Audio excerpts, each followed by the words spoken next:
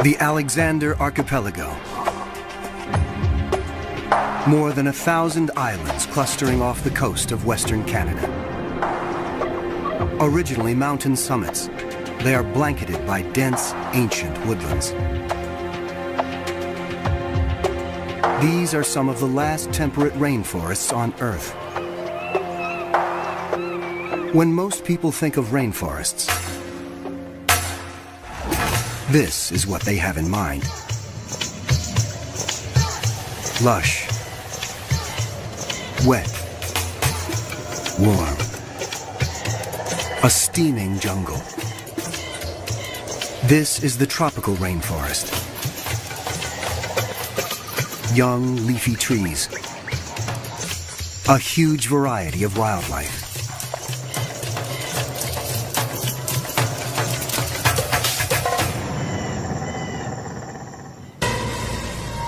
By contrast, the temperate rainforest is relatively cool.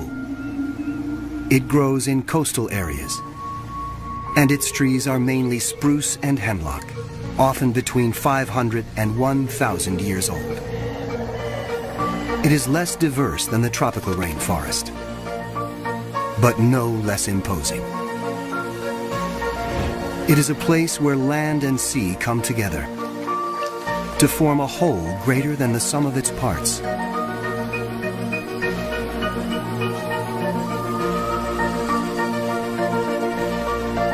The islands have names like Chichagof, Admiralty, Baranof, Prince of Wales. Remote from urban centers, it is a world few humans have penetrated.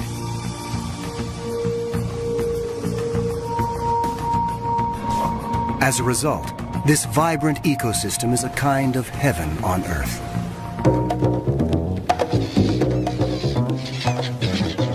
And the variety of wildlife here is astounding. The pristine rivers are alive with countless fish.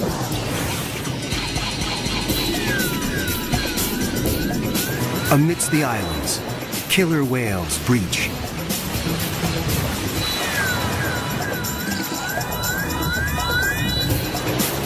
And humpbacks plunge.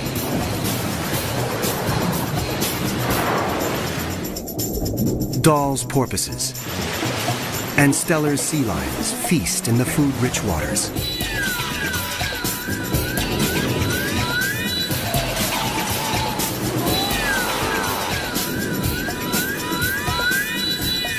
Sitka black-tailed deer make their home in these woodlands, always alert for natural enemies.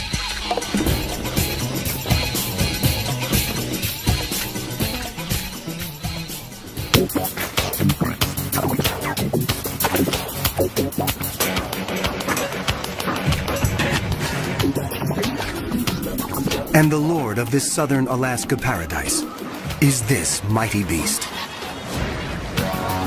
You may know this bear as the grizzly.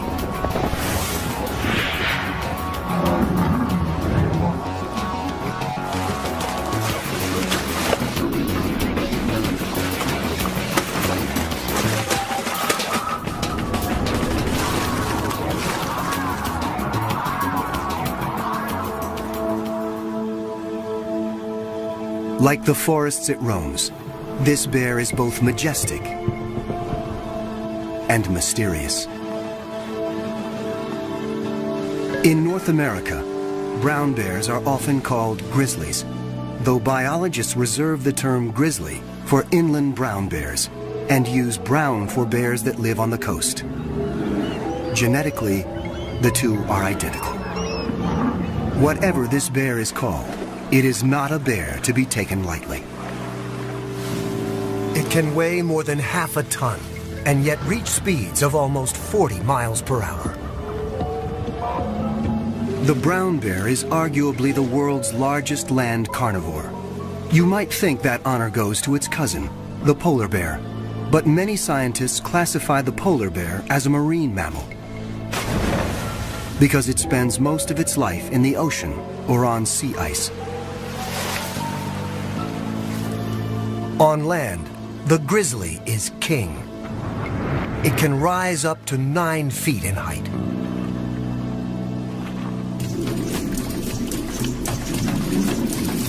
Bears are formidable hunters.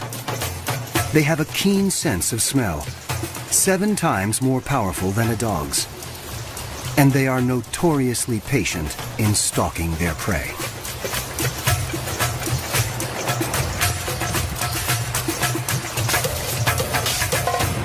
But the grizzly is also a fiercely private animal, and usually avoids the company even of its own species. Any human trespassing on its space is asking for trouble. And that includes biologists who'd like to get close enough to learn more about this reclusive animal.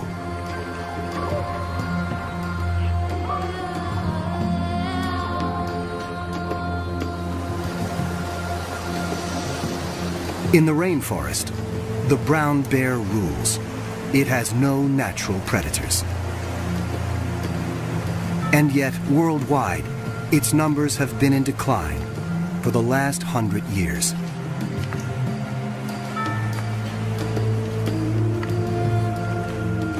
In the early 1900s, more than 100,000 brown bears roamed the western United States. Today, only about 1,000 remain. Across the planet, their range has been cut in half since 1900. In the Pyrenees, on the border between France and Spain, the brown bears were just hanging on.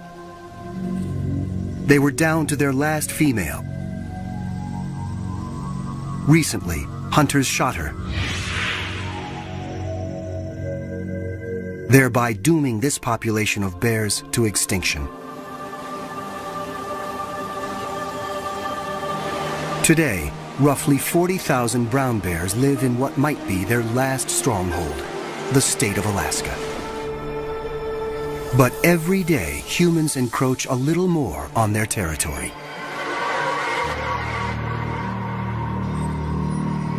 And once again, as in the ancient story, it's man who has brought trouble to paradise.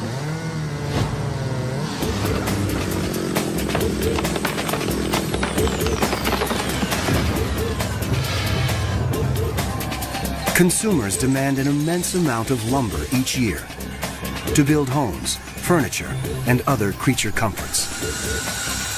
The inevitable result, forest clear-cutting and the roads built to carry out the trees.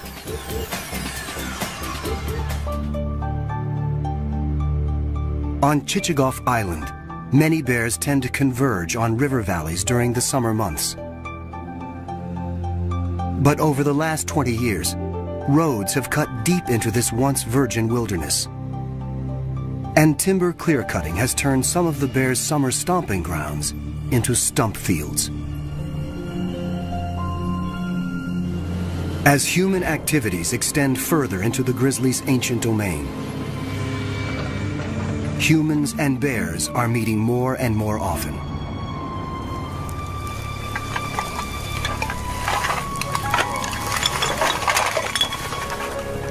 It is a recipe for disaster, for bears, and sometimes for people.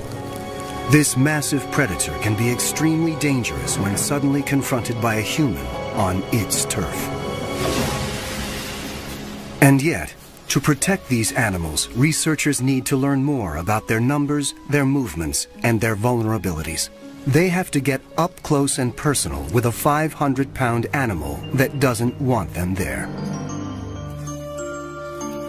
That's exactly what one man does for a living, and has for the last 30 years. Born in Wisconsin, Laverne Beyer came from a family of hunters.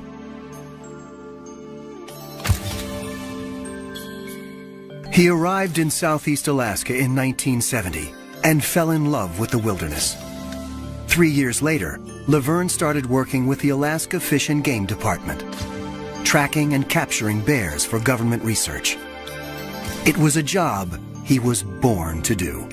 I've either lived with or worked with bears like my entire adult life, since I was 17 years old. And when I was 20 years old, then I had to shoot a bear in self-defense.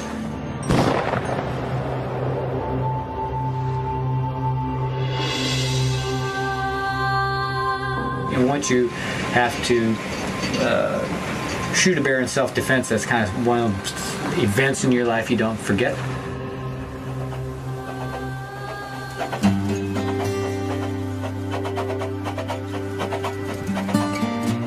Over the years, Laverne has evolved from a trapper into a researcher himself.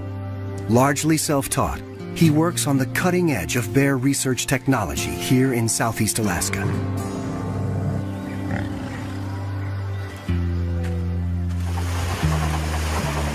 Based on a 70-year-old tugboat, Laverne has captured more than 700 bears since 1975 and is now one of the most respected bear trackers and researchers in the region. Someone who combines traditional tracking skills and the best that modern technology has to offer. I'm a man who's stuck in the wrong time period because I appreciate things from the past.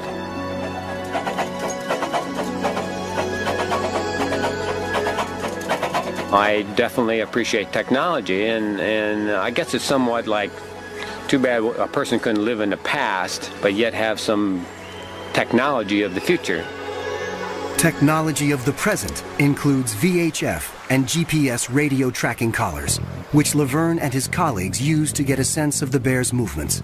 He wants to know how their range is changing over time in response to clear cutting and road construction. Before you can attach a radio collar, though, you have to capture the bear. Laverne and his Fish and Game colleagues have been studying Chichagof Island bears since 1989. Jack Whitman is part of that team. Chichagof is one of the continent's largest islands, with an area of over 2,000 square miles.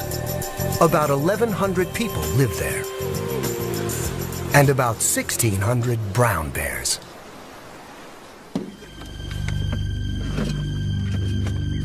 As they prepare for their research expedition into the brown bear's domain, they're all too aware of how alert they have to be. We're trespassing in a pretty major way in places where brown bears live, where most people shouldn't go. It would be foolish, regardless, how one feels about bears, not to carry a weapon.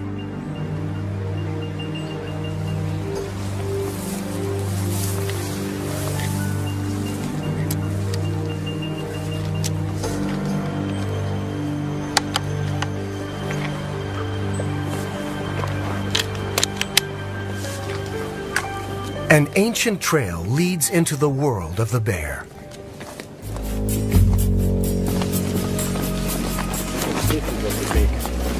This is a bear trail, it's not a people trail. Yeah, no, there's no people come down here. Years of bear traffic have cut this path through the forest. The bears are out of sight, but their presence is everywhere. You can probably see bear hair still attached. Big knot of bear hair there.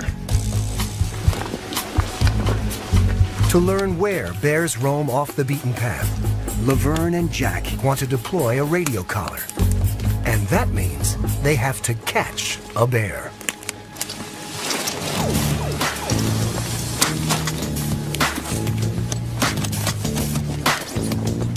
The art of snaring a bear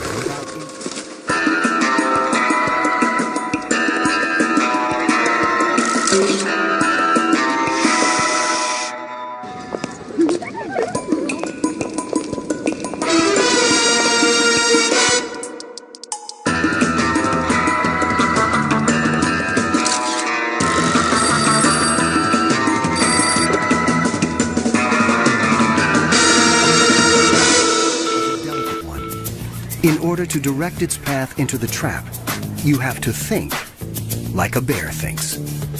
You have to choreograph its movements. The bear has to hit a bullseye right here. Okay, we're trying to force that foot into that spot. Okay, so when he's walking down the trail here, he has hit that perfectly without touching the cable there.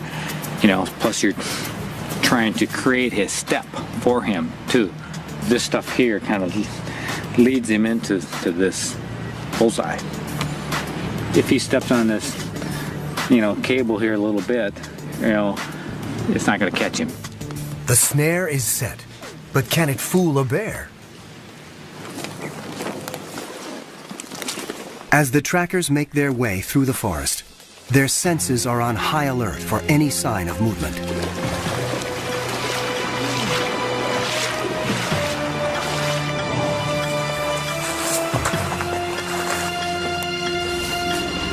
One of their snares has been triggered, but it didn't catch a bear.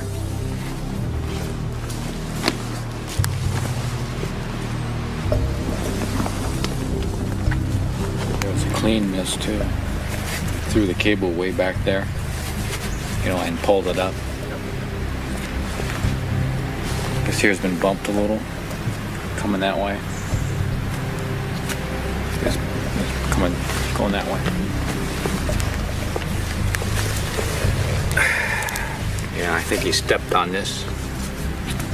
Kind of looking at it. One thing is sure, there are bears close by. It's nice working down here where there's some targets out there. It's a target-rich environment. They try again and move on.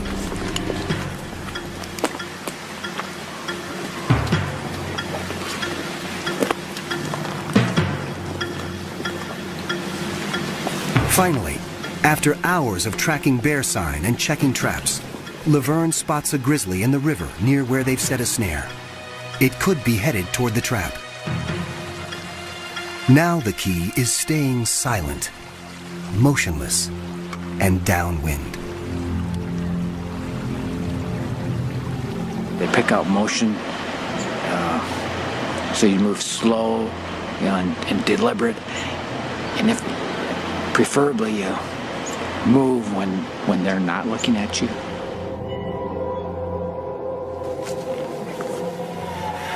Once this bear has entered the woods, it is virtually invisible.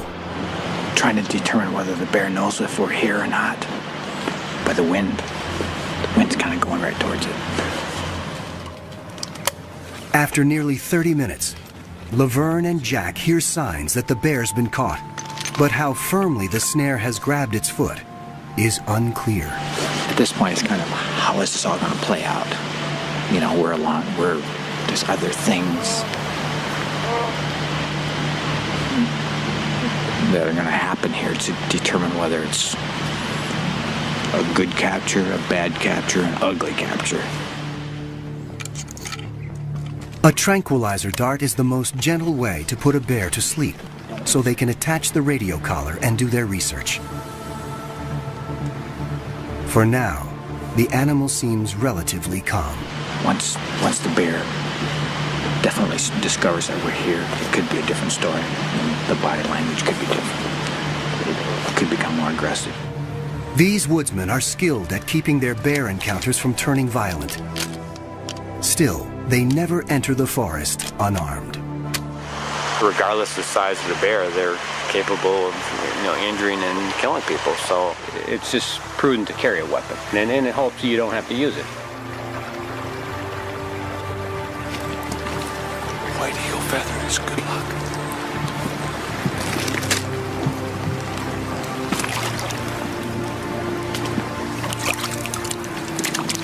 To make sure he places the dart accurately, Jack has to get within 10 yards of a 500-pound and now very aggravated bear.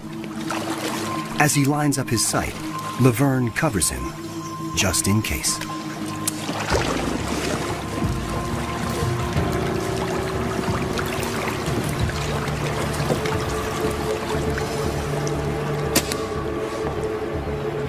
When the bear shifts its position, they can see just how tenuous the snare's grip is. A sudden jerk, and this angry bear could be on them in the blink of an eye.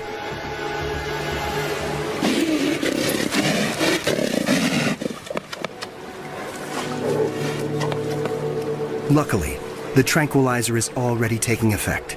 If not, the bear might easily have pulled free.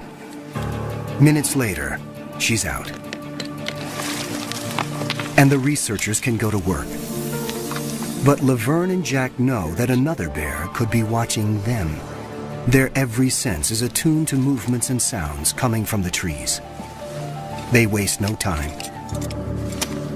First, a blood sample. Then, the radio collar. Radio tracking is an indispensable tool for assessing the movement patterns of a population of bears. Each collar has a unique frequency, so each bear has a unique frequency. It allows us to hear where she is.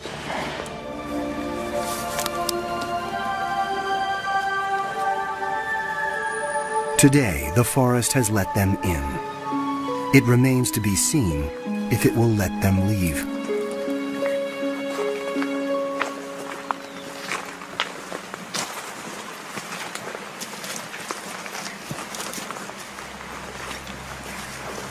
The woods are eerily quiet.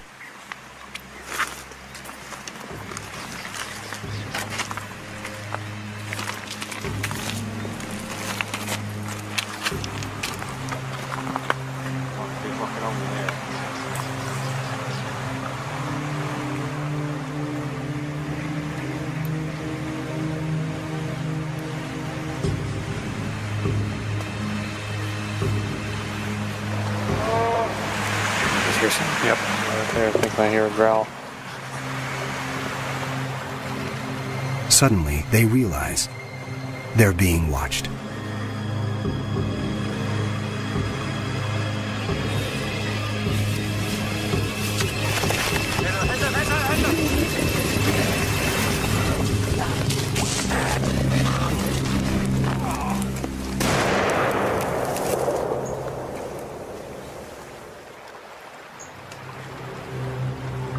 A bear attack.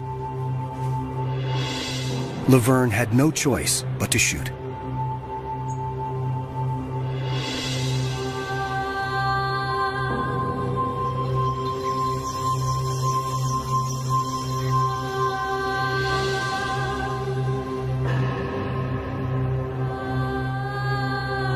A day that began so auspiciously has ended in heartbreak.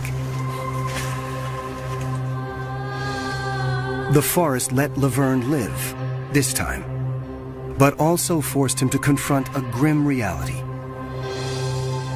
Sometimes this work exacts a terrible price.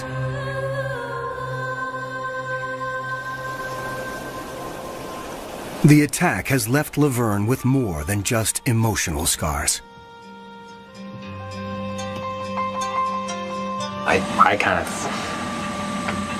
I feel responsible.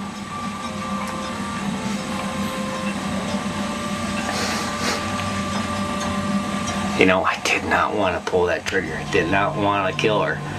You know, it was like shooting a friend.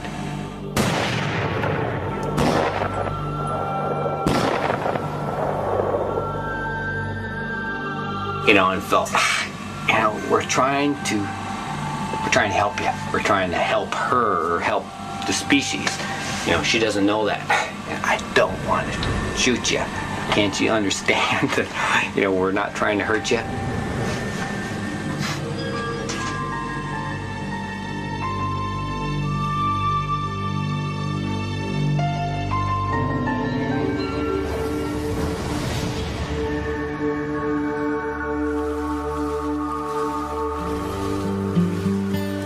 Brown bears are normally solitary creatures.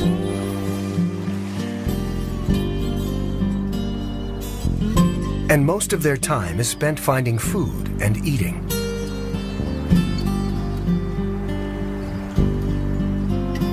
This is especially important for mother bears.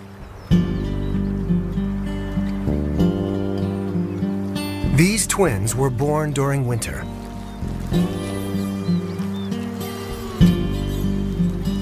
They depend upon their mother's milk.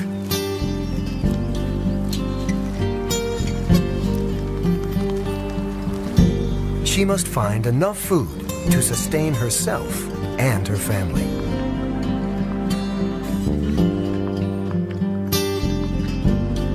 In early summer, brown bears commonly eat berries, grasses, and other vegetarian fare. But each year around July, their diet dramatically changes.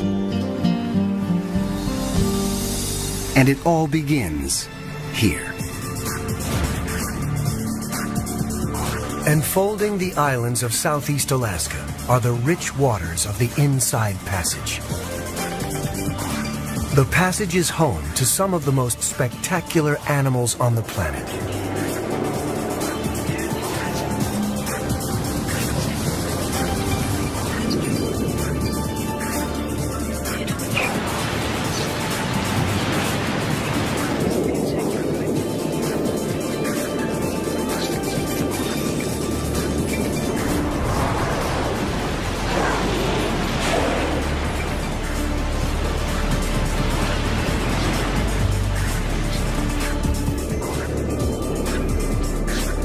The cold, nutrient-rich waters welling up from the Pacific depths nurture a flourishing food chain.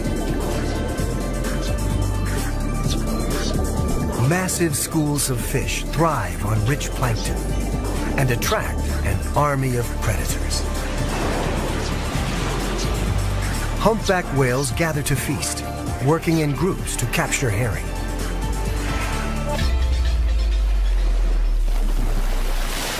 Dall's porpoises rely on speed to catch their prey. But sometimes they are not fast enough to escape this mighty hunter.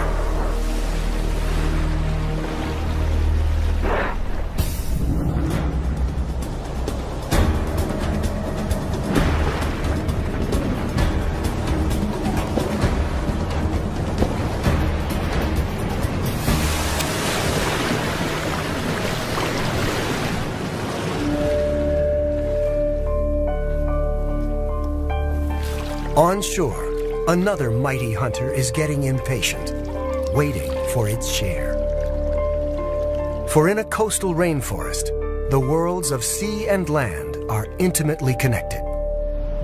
And the ocean's emissary to the rainforest is this remarkable pilgrim, the salmon.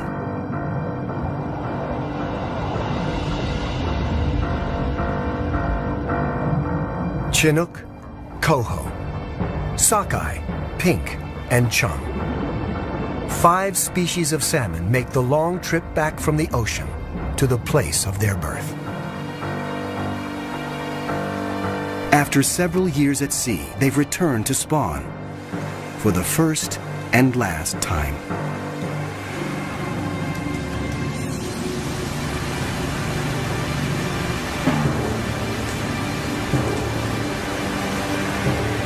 These weary travelers have overcome crushing odds to make it this far. Now, they're running on empty. But this is their only chance to breed. Doggedly, they push on. These sockeye have not eaten since leaving the sea, and they will never eat again. Starving, they begin to digest themselves from the outside in. Absorbing their silver scales, they expose skin, which turns scarlet and smooth. At the same time, the head turns green. And the male's snout takes a grotesque turn. Now, they're in full mating regalia. When they reach the spawning grounds, a female thrashes out a nest.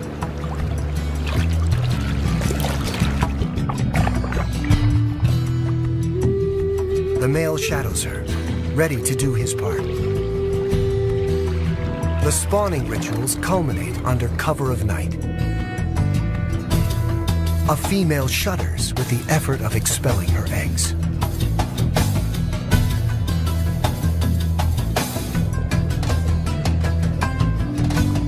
Her mate shudders in reply, fertilizing them with a smoky stream of milk.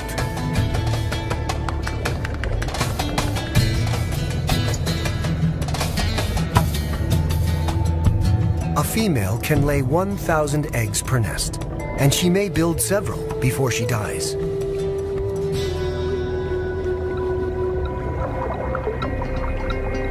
But it's only a few that make it this far. Most will perish long before then from marine predators or sheer exhaustion. Or will have to run a gauntlet of hungry bears who have been waiting months for just this moment.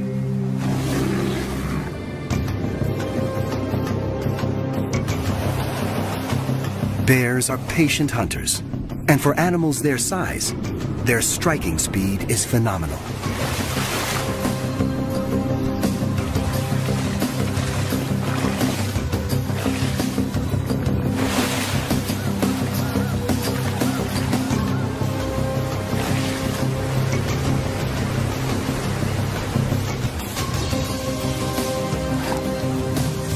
This is a time of feasting for leaner days ahead.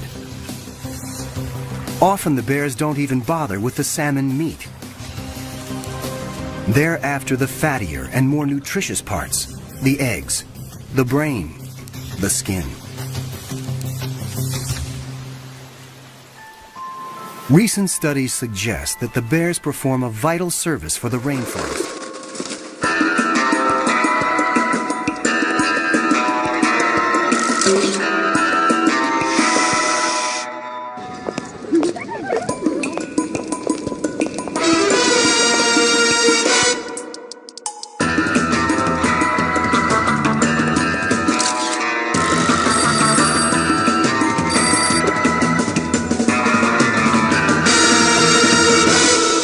Nutrient-laden salmon from the river to the woods, where the fish decompose and fertilize the soil.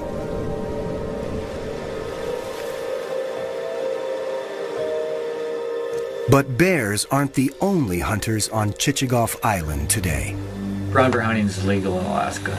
Brown bear hunting season is open until the 20th of May. No matter how Laverne may feel personally about the practice, big game hunting is a popular sport in Alaska. If it's going to happen anyway, Laverne wants to make sure it's done properly, and the right bears are taken.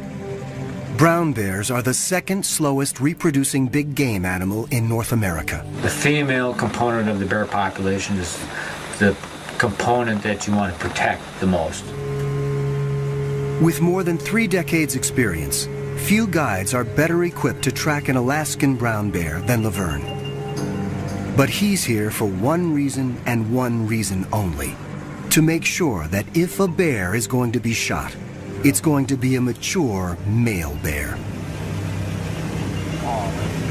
Laverne operates by another rule as well.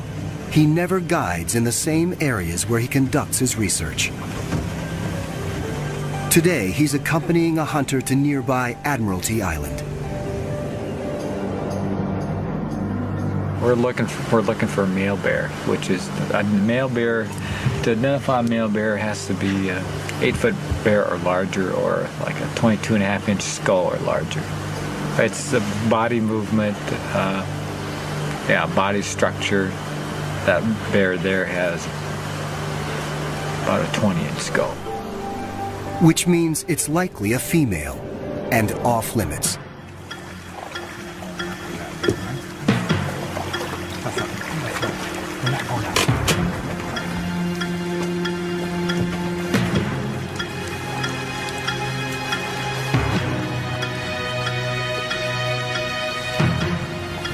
This bear too is a female. The hunter may be frustrated, but Laverne won't allow a female to be shot.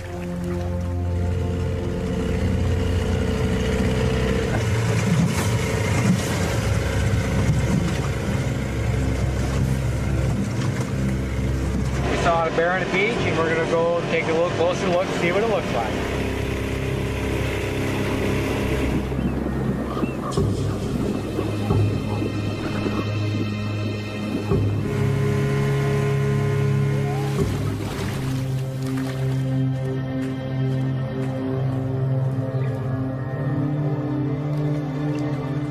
This is a large, old male. So Laverne gives the green light. The hunter lines up his scope. What an animal. My God.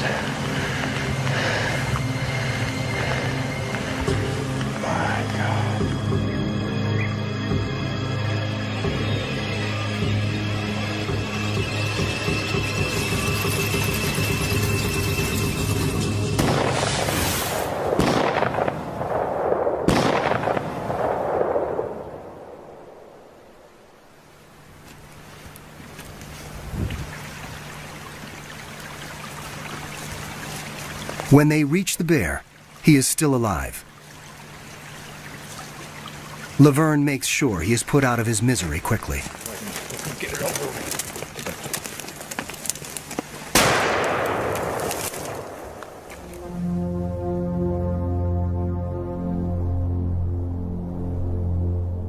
Human encroachment, whether in the form of hunting or road construction, is simply a fact of life in our primal forests.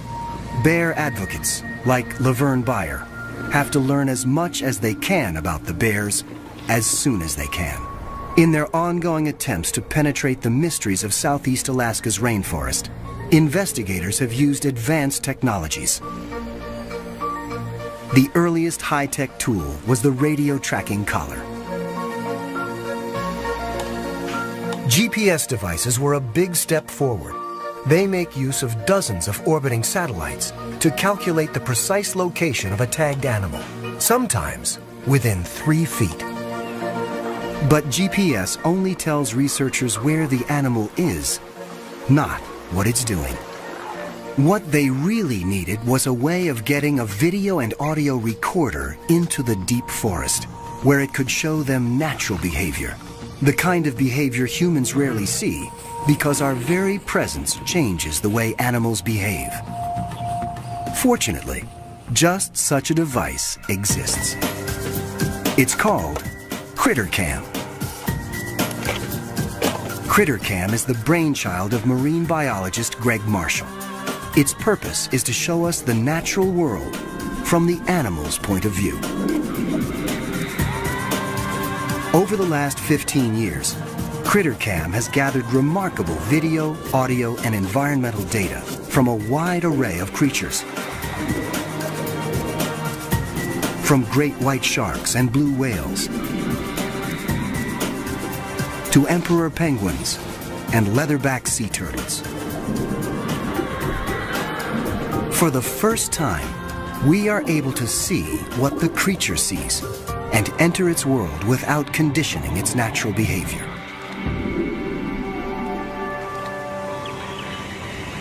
In fact, just off the coast here, CritterCam recently brought back remarkable footage of one of the region's most impressive marine mammals, the humpback whale.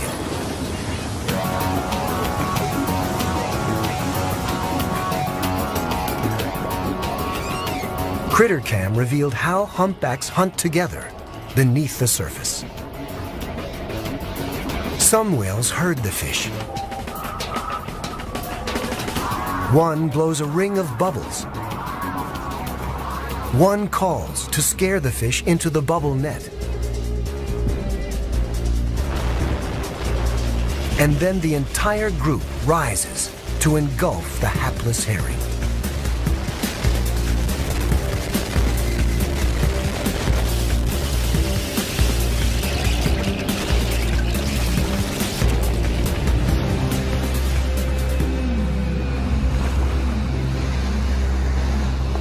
For the first time, scientists could penetrate the murky waters and watch the whale's behavior.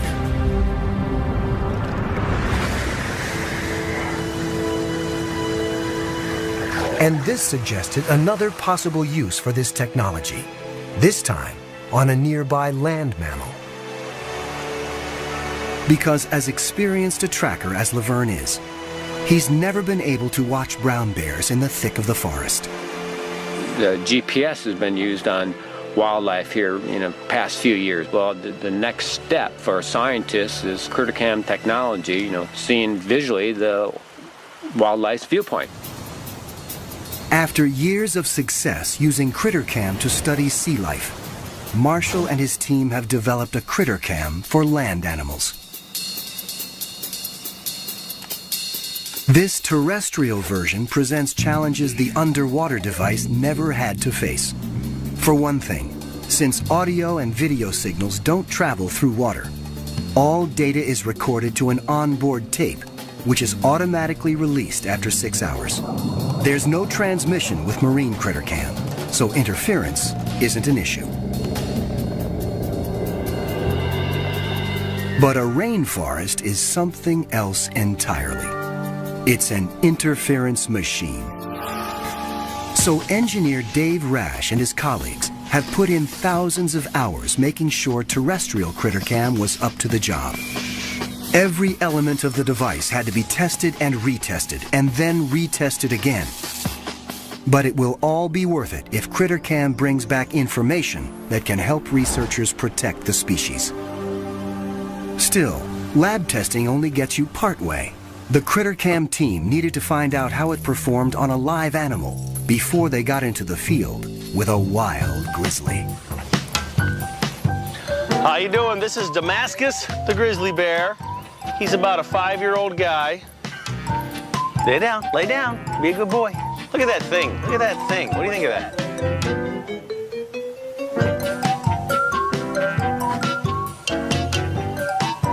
Will you let us put that on? See if we can get your perspective on life? Feed me, and I'm yours.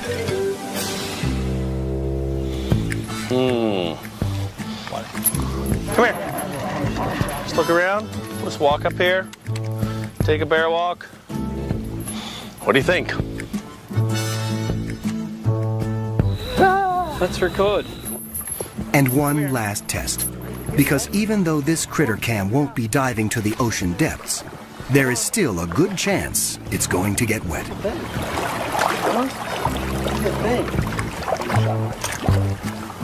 boy, huh? You want to swim a little? You want to see a little swimming? This is as far as Dave is going to get with a tame bear in controlled surroundings. It's time to head north.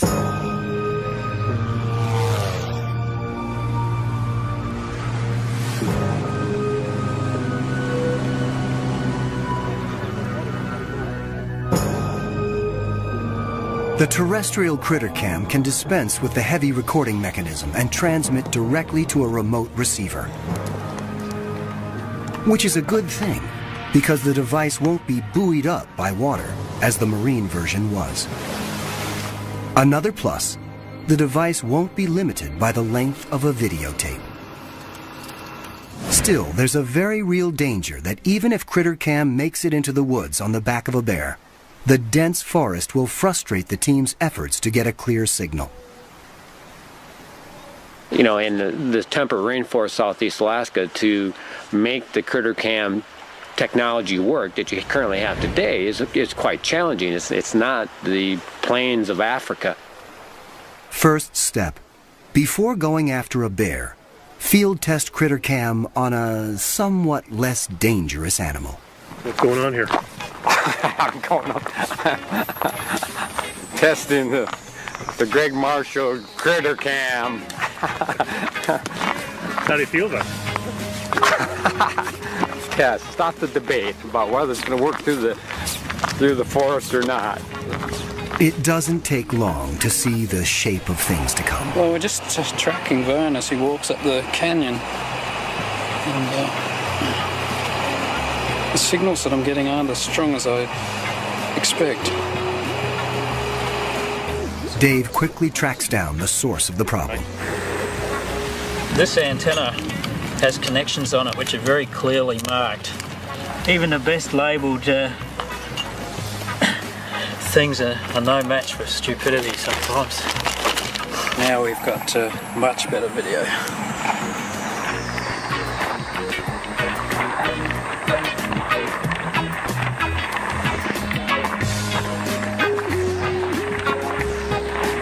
Check it out. Hey, there's somebody holding an antenna.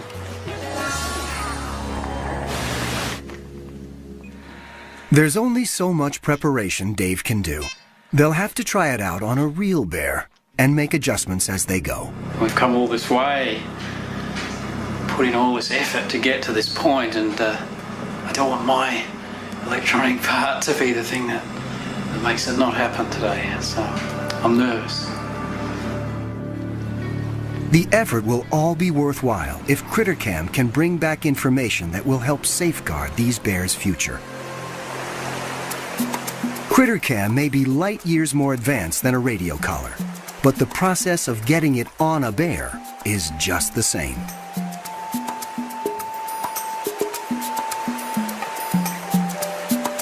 You carefully check various snare locations to see if a bear has been caught. The morning wears on, and only empty or sprung traps are found. Finally, a snare with a bear. It's a small bear, a juvenile, but it will do just as well as a large one for the lightweight critter cam. Another bear could be nearby, so everyone keeps their eyes and ears open.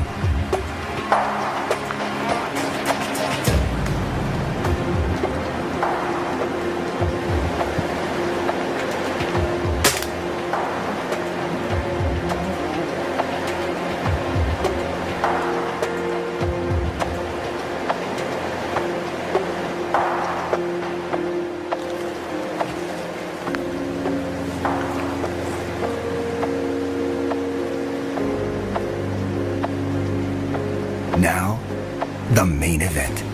Dave, you ready with that thing yet?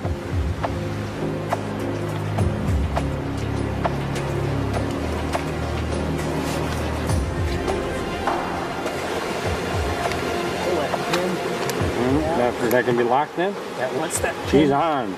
Till you hit the button, huh? Can you push that little thing in there? The device is locked in place and set to transmit. Time to wake up the bear.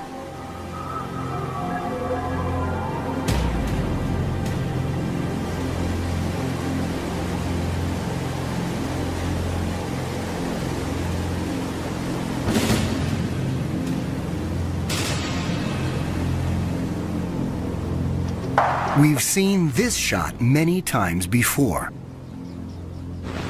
but we've never seen anything quite like this.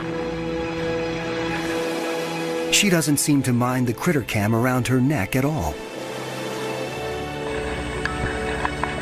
The bear is groggy, but she knows enough to head straight into the woods. The system's working. She's right on the edge of the range, but the signals are really marginal. I think she's right over on the other hill. It might be better for us to move over there if we can. Now I guess the work begins as we track the animal and see where it goes. So we might have our night cut out for us.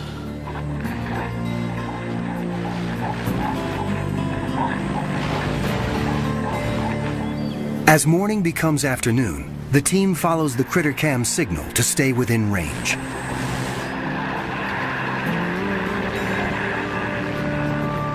Dave continually monitors the system's performance in this difficult terrain. Suddenly, an animal known for its solitary nature shows its softer side. Right there. There's a bear with her. She's having a greeting right now. That might be Mom. This is a complete surprise. The critter-cammed bear is old enough that Laverne wouldn't have expected it to be spending any time with its mother.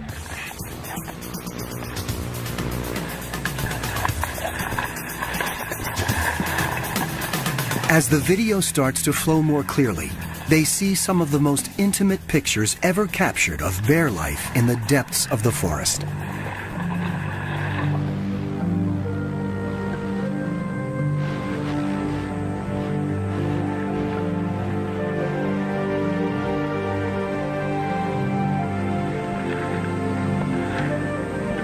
She builds a daybed and curls up for a nap.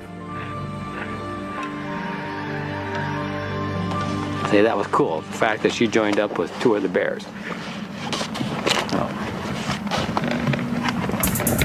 Did he actually just say cool? He did. Wow. He thought it was cool, and I think he smiled. When the bear wakes up, an excited Critter Cam team watches as she eats some Devil's Club berries, a staple of the brown bear diet. Oh, check it out, yeah.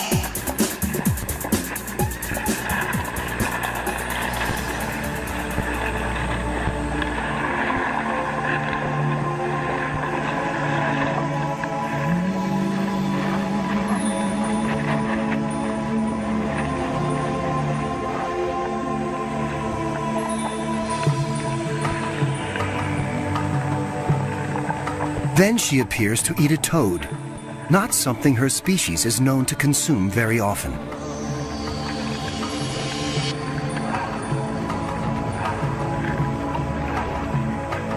But berries and toads are just appetizers for a brown bear. Soon the bears head to the stream for the entree. And the young female is in the midst of it all.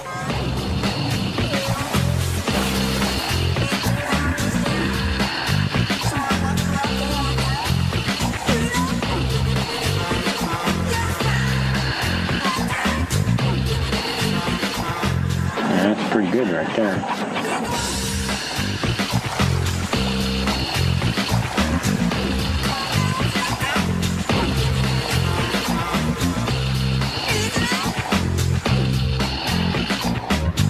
Laverne and the others are glued to the monitor.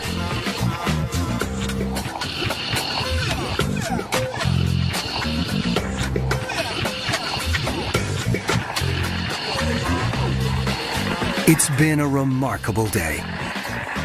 CritterCam has allowed Laverne and the others to walk with these bears without trampling their world. And what they are seeing bodes well for future research. Research that could tip the odds in favor of these amazing animals.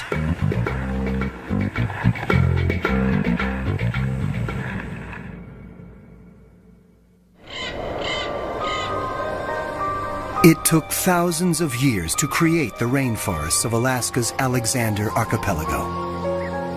They comprise some of the most pristine wilderness in the world. And they could be gone in just a few generations. The future of road building in southeast Alaska is unclear. But what is clear is that more roads would mean more pressure on the bear's home territory. And more encounters between human and bear. The brown bear's best hope may lie with researchers and advocates like Laverne Beyer, a man who has seen grizzly bears die, sometimes at his own hand, and knows all too well the cost of unrestrained human expansion. There are undoubtedly many stories hidden within the thick shadows of the northern rainforest.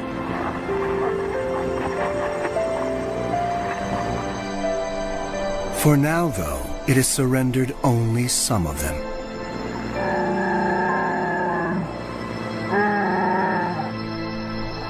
Time alone will tell if it can be persuaded to relinquish more.